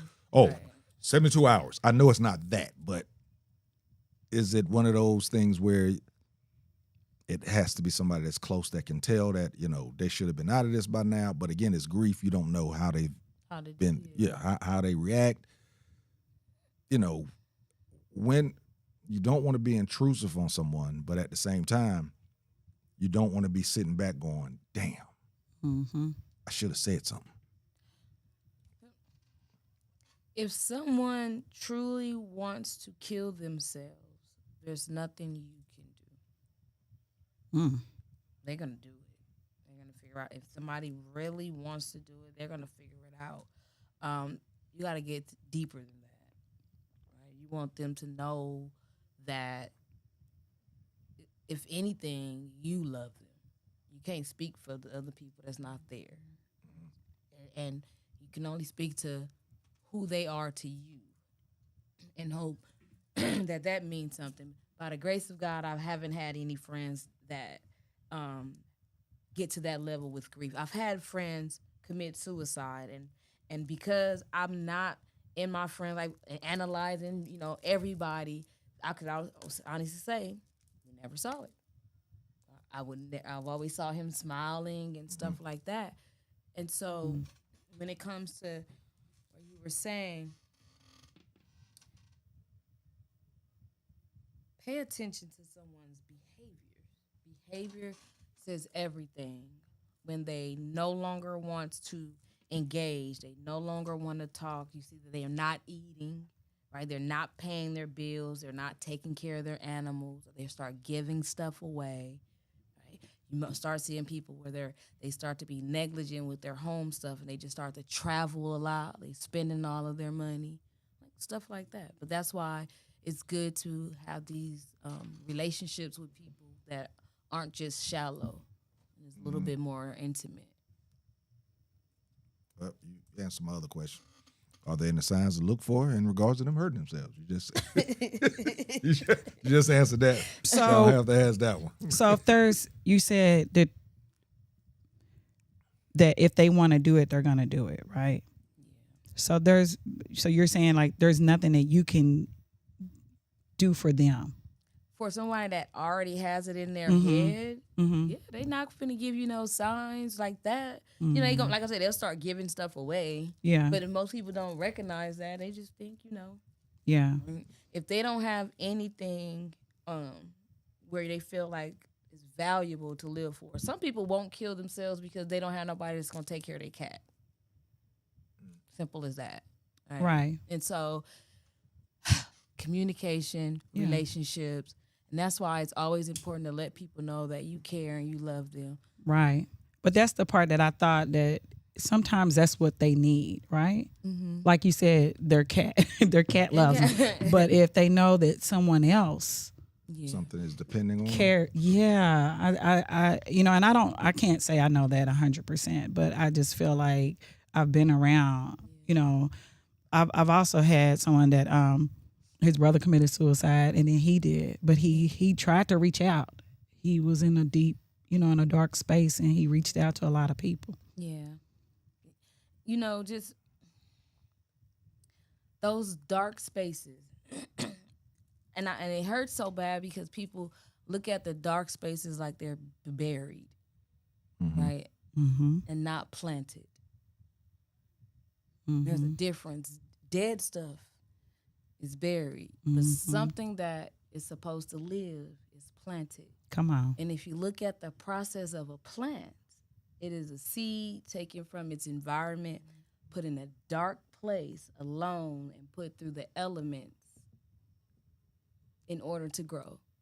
Told y'all she was smart. That's what's up. And plants don't grow up first, they grow down. And that's that inner work that you're doing on yourself that nobody sees before you step out. What do they pop out and show niggas? Told y'all she was smart. She ain't just throwing shit on the wall hoping it sticks. She writing it on the wall. And so I always, when I talk to people that are suicidal, I always tell them 24 hours could change. 24 hours could change your life. Had I committed suicide, had my suicide worked, when I was 14, had it worked, mine didn't work, I wouldn't be who I am today. 15 wasn't gonna last, but back then that was that was the end for me. I didn't see past. I didn't see past 21. Anybody thought that, hey, 30, everybody was like, I can't wait to turn 30. It was like 21, that was it. My life. And so I never saw life in my 40s. And so when I see people that even talk about like they don't have any hope, like, you don't need hope right now. Wait till tomorrow. 24 hours could change anything. Yeah. I've been, I hate to say fortunate enough, but I've had a great friend of mine try and commit suicide, and it just so happened that I answered the phone when his lady happened to call me, and I'm notorious for not answering the phone. But I actually answered and was able to get there and, get the ambulance over and everything to save him. But you're right, that 24 hours changes things. Daughters talking to him and everything just changed everything. Kicked it with my man this weekend, doing great. So, yeah. Wow. Hold on, let's see here. Bracy says, it's not easy, especially to watch a person grieving when you must watch your loved ones go through it. Grief never leaves your heart, only go through sadness daily. People can hide their pain so well you'll never know they are hurting up until it's too late at times. Yeah, that. People get caught up in that because they're trying to mask it. Like you try to go through the day and not think about it, and I don't want to cry. And I tell everybody, cry. Matter of fact, schedule your cry every morning. I'm going to cry every morning. Get it out and go through life. Crying, I got to get my ass up and go to work. Good. And listen, and when you get in the shower, cry in the shower. Okay, let's go. Black people don't take nothing serious. All right, let's go. I say cry in the shower. But cry while you doing it. I don't care about the crying. Crying don't stop nothing. But. All right, so this last little subject, again, something straight from, your flyer, overcoming adversity and finding your purpose. When you say purpose, and when I typed this, I felt good about myself. When you say purpose, do you mean life's purpose or a purpose in life? Because that is two different things. Because you seem like you've actually found your life's purpose. Some people kind of find a purpose in life. In other words, they find a purpose to rock hard for the next year, but not that purpose for life. Oh, damn, did I teach you something? Shit, look at me throwing shit. Writing shit on the wall instead of throwing it. Well, no, because that's true. Some people, they find their purpose, but they don't discover the purpose of life. So would you say those people that keep moving find many purposes? You can. Because sometimes your purpose is to serve. In all different types of ways. In all different type of ways. But you still don't understand the purpose of life. Right? The people that are trying to be perfect. I'm trying to serve, and I'm trying to be this. I'm trying to be this perfect person. And failing. Yeah. Well, let's say somebody that finds, again, a purpose in life, short term, but it is service. Hell, a podcast, mentoring, just small things, but you know that this is not going to be, quote unquote, your career path. Would you say that that's healthy? Yeah, it's part of your process. Okay. Right? My first, I didn't have businesses. My friends used to say I was Jamaican. My first, let me see, I had a real estate license. Didn't sell not a house. I talked more people out of buying houses than I did. I did because you can afford it, but you can't. And I'm saying like, yeah, you could do this, but I wouldn't do this. I would do this. And they're like, you supposed to be, no, I can't do my people like that. Right. But what I learned with having my real estate license, I took over when I was selling sex toys. And so Great purpose. but I wasn't just Thank you. selling sex toys. I was teaching I was teaching human sexuality, right? Thank you. Human sexuality. But I was selling the sex toys. The professionalism, learning how to brand and marketing, I learned from the real estate. I took over to doing selling sex toys. But then that was different. I had to go out, meet people, be friendly. Hey, and started doing events. And then, once I graduated school and I was done with that, then I moved on to doing, I own a mobile bartending business in California. Everything from the real estate, sex toys, Poured into what you're doing that right now. because it taught me about making forms, marketing, and event planning and all of that. And I did that to write this book. Okay. So everything that I've learned from there has trickled in. I've been working for myself now for almost 3 years, and running my own business. But everything that I've taken from that has made me better as a therapist today and business owner. And all of this I'm taking to the nonprofit. Well, from all of that, again, I thank you for selling sex toys. No, I'm playing. I'm playing. I heard it all. But see, you didn't see the other flyer that said I'm a certified informed sex specialist.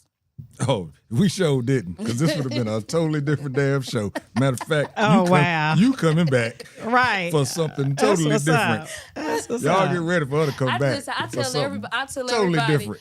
when my motto used to be, I'm just trying to get rich without having to sell pussy. But now I'm a little older. I was like, that's off the table because it's too much work. And so, now I can do your marriage counseling. You coming back. I can do the marriage counseling. Then I can marry you. Crazy. Right? Then I can marry you, and I can bartend your reception. Then I can help you through your divorce. Oh, no. And- Wait Got a you full minute. circle. Look, got no, you full but circle. you Hold forgetting on. in the middle. I Oh, got the sex stuff. toys. Yeah, see, I help you during the relationship, the end of it. I got you full circle. Oh yeah. This ended greatly. Nah. Listen, I was determined not to be broke, right? This ended the And right way. Prostitution is Look, now, off the table. now you want to be now. quiet. Hey. She went from the marriage to the divorce in 3 steps. Listen, I got you I all was in. like, well, she- damn. She in the middle of that circle though. She didn't want to talk about the middle of it. That was the sex toy. You're right there in the middle. Yeah. Oh God. Listen, talk about get rid of the middleman. I am all the Hey. Just If you had different them hats. sex toys, you probably still was selling Oh the. God, that was. I still You probably got- had a little pocket pussy you was selling. Listen, I was and did. Like I said, sorry about that, Mama Brace. She know about that stuff. If anybody a mama, they was getting some too. Angelo, boy, you missed the show. I wish you'd have got here, boy. But we're gonna have her back. We'll be talking about mental health though. Right. Sex is Look, mental look, health. It really is. You notice what I just said? Yes. Kinda, but yeah, Yes. If you're not, we're gonna have if her back. sex is good, then your We'll have mental her health back. isn't always 100%. You got one more question, and then we're gonna go. Nah, I'm You good. good now? I'm At least we good. went out with a bang. Yes, we did. Hey, Listen, for we're going to take a real. break. We're going to come back with a top 5. Then we're going to talk about her nonprofit and some things that she got, a big kickoff that she's got coming up real soon. Yes. We're going to try and get the support for that. We'll be right back real quick. Just being honest, I got to go to the bathroom. But I thought you did the top 5 before we. I don't know what top 5 is. We can figure it out while we're in the break. Hurry up, man. I got to go to the bathroom.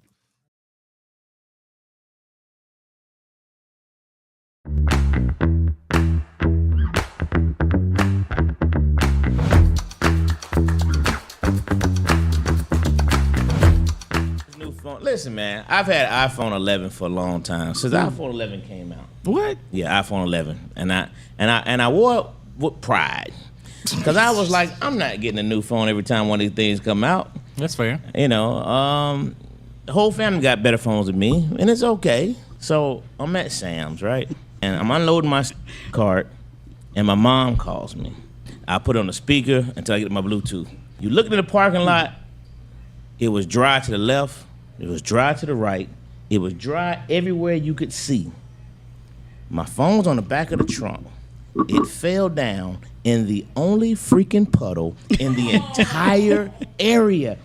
And that phone went face first. That joke ain't been back on since, man. It went zoop. So Lo, I'm gonna just go and tell you something. That iPhone 11 decided it wanted to die. It jumped. It jumped ship. That is funny. That iPhone 11 was like this. He can't keep pushing me like this.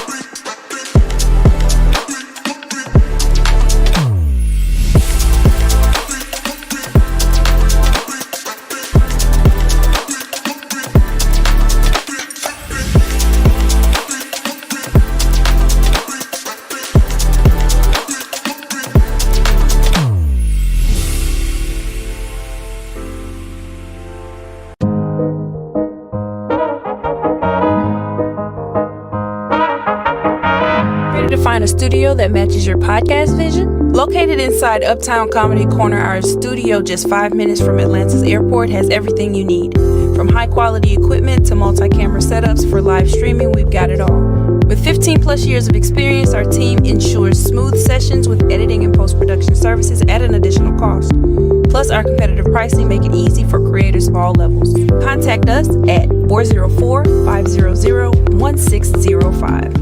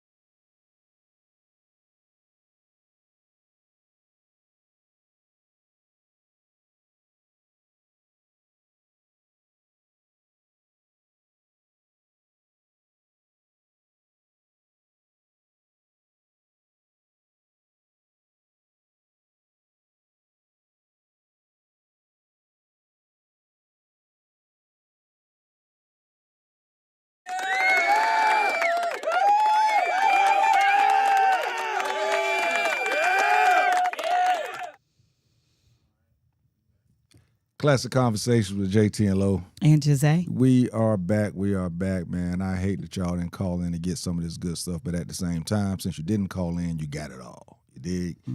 All the time was hers giving this good stuff. Again, she's smart.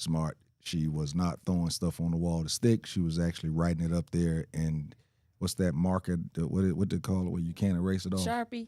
What do they call it? Sharp. Permanent marker. She was writing it up there. She's writing it up there. If you didn't get it, that means you need to just go back and look at it again. Make sure you tell everybody else to look at it also. So before we get to our top 5, Miss Jamie, you got some stuff coming up right here in the ATL. And you are based now out of Atlanta, right? Yes. Now- I'm no longer in California. Now, did I read something about Brunswick?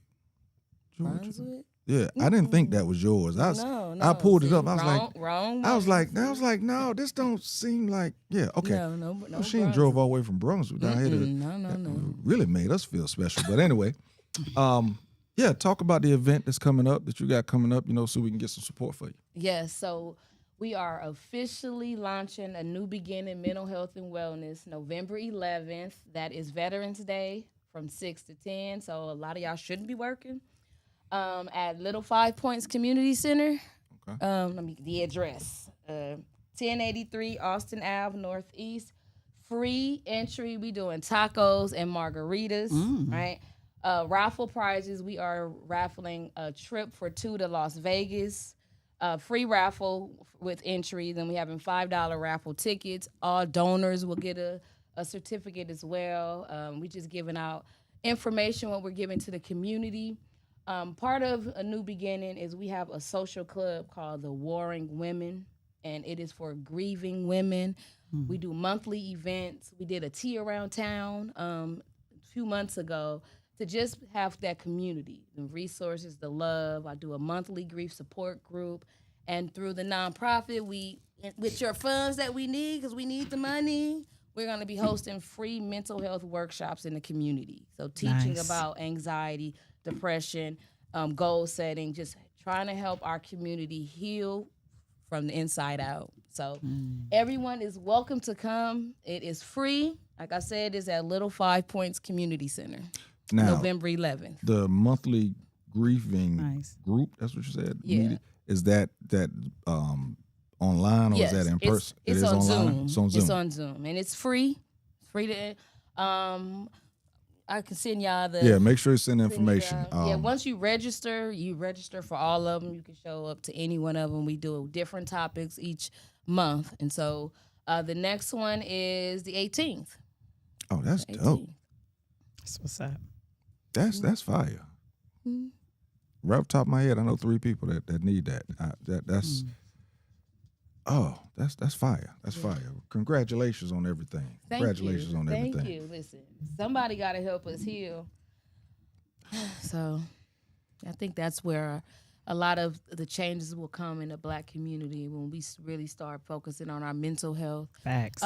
With everything that's going on, especially with them trying to end SNAP benefits, I know that this is going to help bring us together as a community, as it's already doing. We're feeding each other, we're giving back. And so if we continue this route and work on our mental health, I think we're going to see a shift when it comes to financial gains. Facts. Once your mindset shifts, everything shifts. Yes. I hate it because we're not going to talk about this, but wasn't it amazing to find out that there were so many other white folks that had no idea that SNAP has something to do with their food stamps. And they're the ones that's on it the most. Had no idea. That's when they said, it was doing away with SNAP, they were like, all right, cool, do away with that shit, just give me my money. And then when they found out they was getting their money, now they realized. Anyway, we're not going to talk about it. But that's the same people that don't like Obamacare but want the Affordable Care. Like I said, we ain't going to do it. We ain't gonna do it. We ain't gonna do it. We started on time, and we're gonna leave on time. And it's crazy. But that's what Trump said. He liked the dummies. But look, we so used to starting at 9:15. That's why I was tripping that. Right. Now we at our 2-hour marks. We doing right. Good. Usually we hit 11. But anyway, all right. Top 5. The top 5 bad advice that you received growing up. So in other words, before you were 21, before you were actually able to buy a drink legally, top 5 bad advice that you received. Dwayne, you got something over there?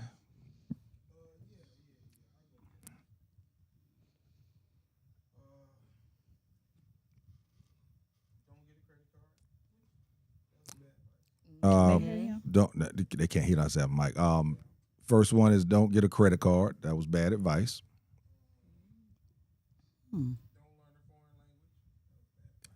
Don't learn a foreign language. You ain't You lying. around. You, I know. they was trying to hold you back. You go to take the class and people look at you like you're crazy. Yeah. Yeah.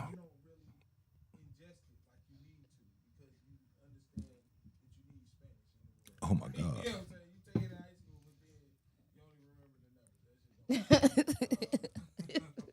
I only remember the numbers. I know the food too. That is too funny.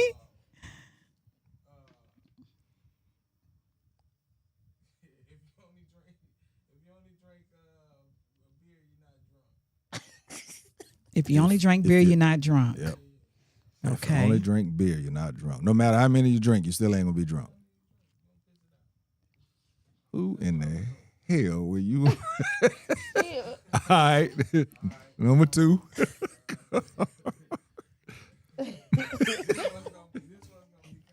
Nah, he's on number 4.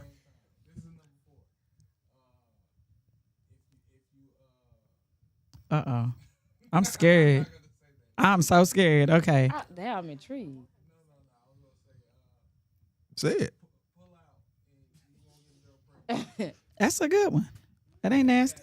That's It is bad Bad advice. I'm saying that's Bad a good advice. one that is bad advice. Yeah, that's what I'm Oh, saying. Okay, yeah. Bad advice. He said that they pull told out. yeah. Told him if he pull out, won't get a girl pregnant. Yeah. Yeah. Yeah. Bad advice. Ain't nothing Bad nasty advice. about that. Bad advice. Terrible advice.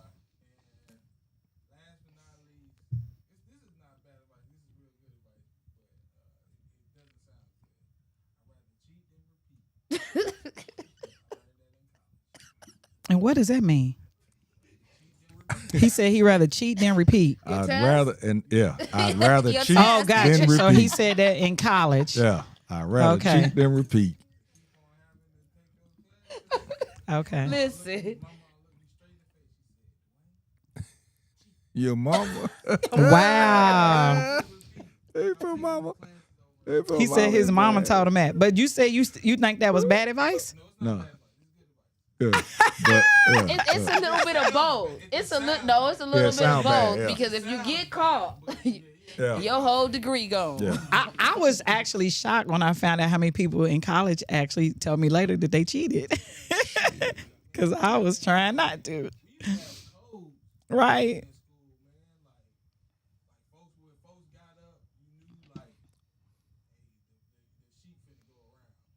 Wow.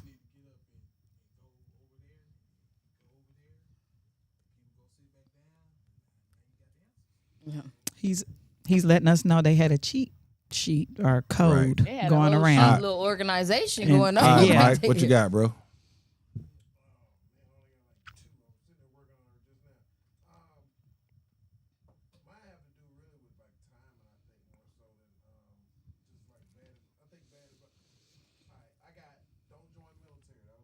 Okay. The first bad First. advice is do not join the military.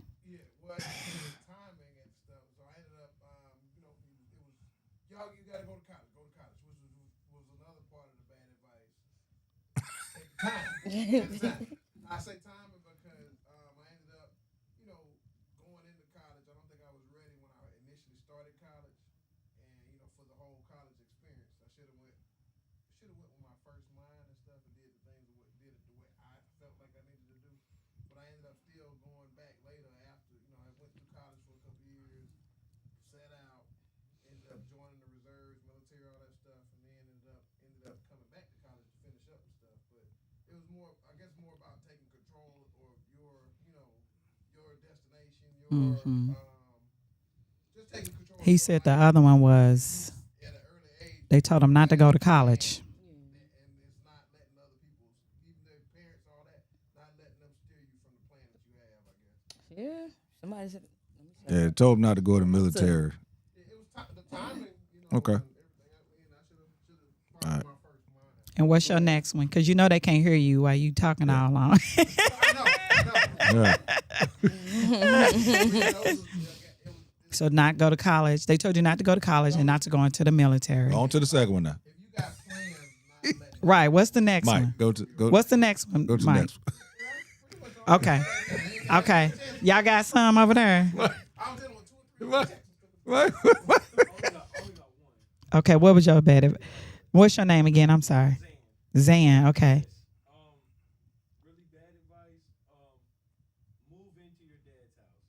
They told him to move into his dad's house. Oh, wait a minute. That was your punishment. That wasn't no advice. What you talking about? You was acting a fool. That wasn't advice. That was actually a great direct solution. Look, that was a directive. Right. That was a great solution. They told you what to do. They weren't advising you. You just put out. That was a directive. I think my son got that same advice. He Hey, was put that's out. what I said. That was great Look, advice. put out. What was yours? It wasn't what. Okay, look, you don't have none? Look, You can't think of hold one. up, no, look, it wasn't. Listen, I think you should move into your dad's house. Right. It was, nigga, you moving in with your dad. Right. That's what it was. Better It was a than that, directive. nigga, you getting up out of Even here. if it was, You I getting think up out of you should here. be That's what moving. she said. It wasn't a suggestion. She was saying, I think you should go to your dad's house before I kill you. Yeah. Like one of those, I think. It wasn't like, this is a great idea. You should consider it. It was like, Right. no, I'm thinking that you're going to do it. Right. Yeah. All right, Jose, what you got? Okay. This is real advice, okay, y'all? My mom told me, like, when you marry, you have some struggles or whatever. Don't leave. Just cheat. Oh. Yeah. Yeah. All right. Wait, we're not talking about a college test. We're talking about. No. She talk about And dick. she actually, yeah. She Yeah. talk about dick. Yeah, my mom was off the chain, okay, yeah. All right. Another one is my dad, this is my sex talk that my dad gave me. He said, don't have sex, because once you do it, you'll want to do it again. That wasn't a lie. It wasn't a lie. But how's that a sex talk to a teenager? He talked about it. That's me. What about talking about these STDs and getting pregnant? probably didn't know about that. You gonna enjoy this shit. Look, he couldn't help you with that. You was already here, so I'll let you know. All right. Right. That's basically what he said. Once you turn it on, you can't turn it off. But it wasn't the case for me. Okay, so life is hard. Get used to it. I'm at this age, I really don't believe life has to be hard. So I don't think I feel like that gave me a bad outlook, right, on life. It gave me an expectation that I shouldn't have had, right? Because if you think life is hard, guess what? Your life gonna be hard. All right? Work hard. I don't believe in work hard. I don't believe in working hard. I don't. I do not believe in working hard. I think that money is about energy. Success is about energy. Because if working hard is all you had to do, why aren't all these people successful? All these people that's working 50, 60 hours a week. So that's not the key to success, is working hard. So I feel like that's smart too. I feel like that's bad I advice. think work smarter. You know what I'm work saying? hard- Right. Work smarter, Right. not Smarter. harder. Exactly. But I agree. To not work. Okay. I agree. Work smarter. But work not hard harder. is actually some good advice. But go ahead. I'm just telling you, it's not.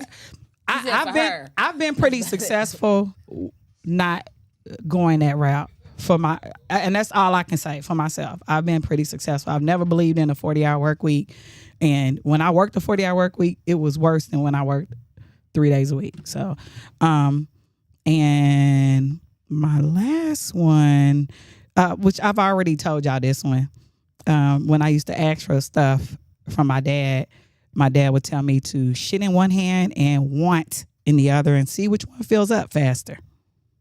Yeah. I told you I came from dysfunction now. Come on. Wait a minute. Say that again. Shit in one hand and want in the other. See which one You feels. gonna get shit first. There you go. That's what he was. Yeah. Shit in That one was it. hand. So That was was it good it. advice or bad advice? It was bad. What you Tell you to shit in mean? your hand. I think that's pretty bad. Right. What you mean? I'm just literally shit in your hand. That what he, He used to say crazy stuff. My daddy used to say crazy stuff. He Okay. did say he used to be drunk. So He was. He okay, was. so that make a whole He lot of was sense. crazy. Yeah. I pulled my hand out like Right. one hand. So Right. Now You just gonna think have a I'm a handful of kid it? thinking about this. Like what? Yes. Hmm. that's your 5? Yeah. And wasn't that enough? Yeah, the shit one took me out. Right. Hey, Jamie, what you I'm got? like, mine ain't no better though. Mine ain't no better. I think my mom told me suck his dick or another woman will. That was just a lie because another woman still will. Get a man to take care of you, and which is very bad advice because when someone fully takes care of you, they control you. Buy the expensive shoes. Yeah. Don't buy no expensive shoes if you don't have no assets, no real investment. Come on. What else did she used to say? My grandma has some shit. Oh. Chase the man with the money. Yeah, that terrible advice. Boy. Because that comes with a lot of other issues. Yeah, right? a lot of these little gals getting that advice now, though. Yeah, and you see. Yeah, You exactly. see what they're going through. And then the last bad advice, don't go to college. Don't go to college. College for broke people. Get a job. Wow. That was deep. Colleges for broke people. And those same people that told me that, They broke. 100%. 100%. All right, let's see here. Mama Bracy got coffee will stunt your growth. do you know what that might not be a lie because I've been drinking coffee since middle school and I think I'm the same size Ooh. What you like, 4'11"? and a half. That's what's I up. need my half. Give That's her what's half up. now. There you have it. That was not bad advice. All right, Frank, what up, bro? Glad to see you tuned in.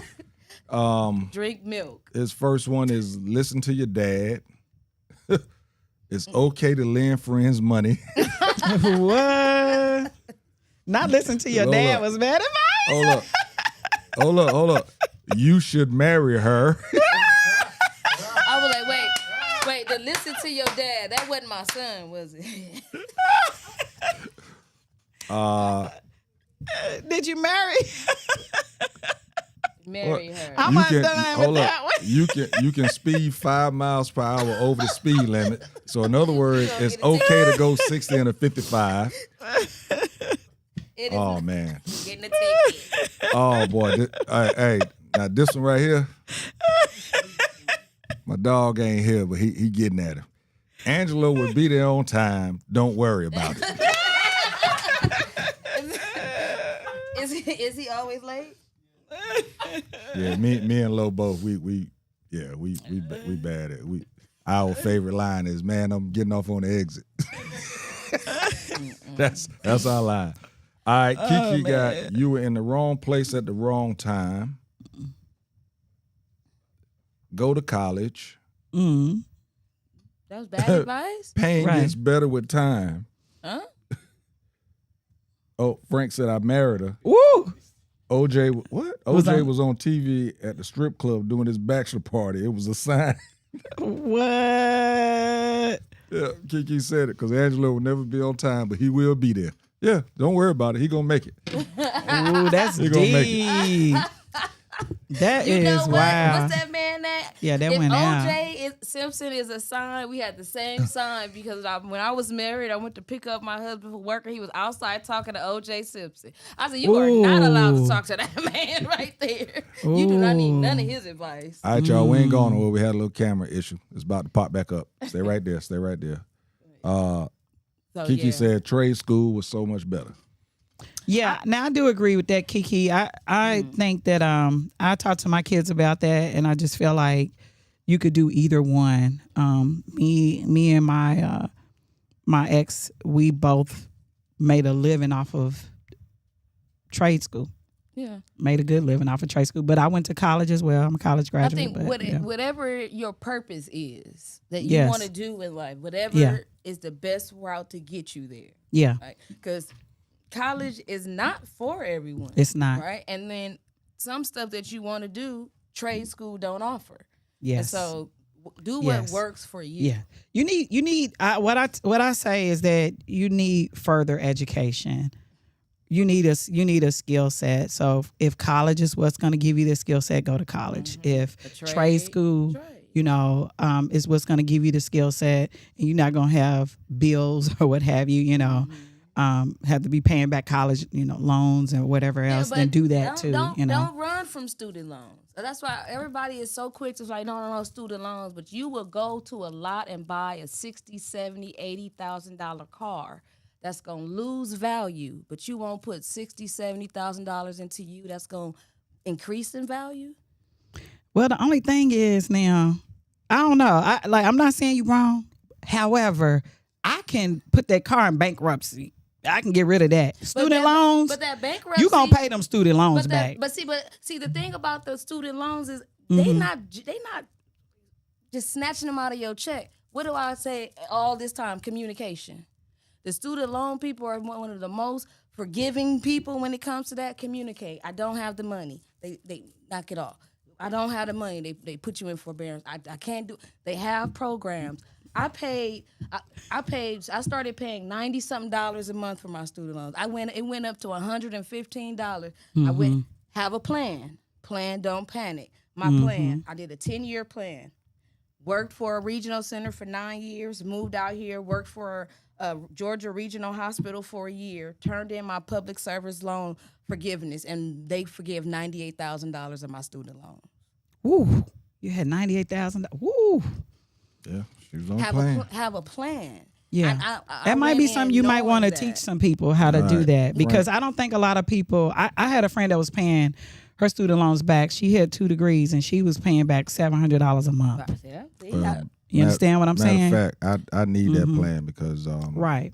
my bonus son is Sally Mae keep calling us.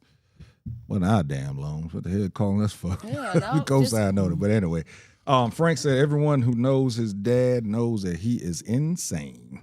All right. Okay, so mine. Frank said that in regards to his dad, because remember his first. Oh, okay, your dad. All right. Mine is We might have the same daddy. get an American Express and don't pay it. Wow. Yeah, because you can. terrible. Back then, you could charge up as much as you wanted to on the American Express. You were supposed to pay it back at the end of the month. But, folks that told me that, told me, it was like a loan. Y'all was scamming back then? Oh, yeah. Back in the 85, baby. Back in the 85. The 80s, they were scamming. Yes, we were. Yes, we were. We went to L.A. and I balled out on that American Express. They sent me my bill. It was red. The number was red, highlighted in yellow. Oh, Yeah. you was passed. And I didn't have a plan. I didn't have a plan. All right. The other one was Vaseline cures everything. And you don't want to use it for everything. Yeah, Vaseline cures everything. not a lubricant. Vaseline mixed with some Ben-Gay, put it on your chest, and supposedly you get rid of a chest cold. Didn't work. Didn't work. Oh, they got it mixed Well, you up. didn't put enough in. They was thinking about camphor. Camphor. Yeah, It's supposed to camphor. be Yeah. camphor. Well, you gotta Yeah, that's what understand. they was thinking you gotta about. understand. Y'all Camphor. we talked about our upbringings. We couldn't afford camp, whatever the hell that was. It was Vaseline and Ben-Gay. Everybody had that. And it just did not. It did not work because I still woke up with the cold. They mixed it with Ben Gay. That is hilarious. The other advice, it was iffy because I did okay, but to go in the military when I actually had college scholarships waiting on me. Wasn't bad, but I just wasn't educated enough on college. Yeah. The other one, because I got my number one here, but the other one I had was Oh Lord. Change the price tags on items, You're going to jail. and to go through the. Look, Dwayne. don't listen to that advice. Dwayne. She going to jail. See, this was back. This was back when price tags, the thing was, stuck on it. So you could just peel it off and put it on something else and walk through. And you walk through with something that actually costs about $45. You walk through and it costs $8. Yeah, they didn't tell me that, the value, you can't let the value be that much of a difference. And then the number one. Oh, goodness I gracious. can't believe I'm about to say this. Put earwax on your finger. And if you put your finger in her and she don't jump, she clean. And earwax? You putting earwax in people's Yeah, stuff? I wish we could. Man, you over here giving people yeast I wish we could get infections. this young lady that's in the studio. I wish we could get her face. Yeah. Cause she leaned You all the are way in. giving yeast infections. Yeah, put earwax on it. You know Yeah, what? put That's your- probably why these kids got these You ADHD and autistic. They got put your finger up in it. The Earwax. wax, the earwax. Look, if she jump, don't put your dick in her. If she jump, What there's does that something wrong do? with her. And knowing Hey, y'all, I'm just telling you the bad advice that was given to me. and knowing y'all probably still did it with them. Yeah, I did it. But did you still do it with the girl? Gonna be honest. No. If she jumped, I know. You gonna put your thing in there after earwax? You gonna Yeah, be my burning earwax. too. Both of y'all gonna be That's my burning. earwax, But that was a bad advice that was given by the OGs back in the day. Yeah, them dudes who That wore was them. terrible. Yeah, advice. that was a bad one. That was a bad one. They Oh wasn't my even OGs. God. Let me change that. They wasn't even OGs. They were seniors in high school, and I was a freshman. Oh, y'all was They just wasn't even dumb. OGs. This is Where you why from? education That was is in North important. Carolina. Oh, Yeah, that country shit. Dwayne heard it too. It- Yeah. it is some country shit. That's some country shit. That's weird. All y'all from the South?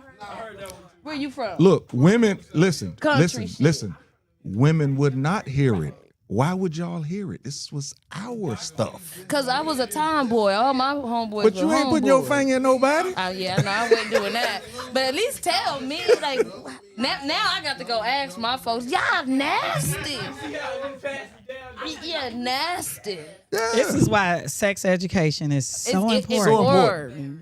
So Because- important. And hygiene, because why you got that much So wax bad. in your ear? Hey, that's why you had it. Hey. That's why you had it. Yeah.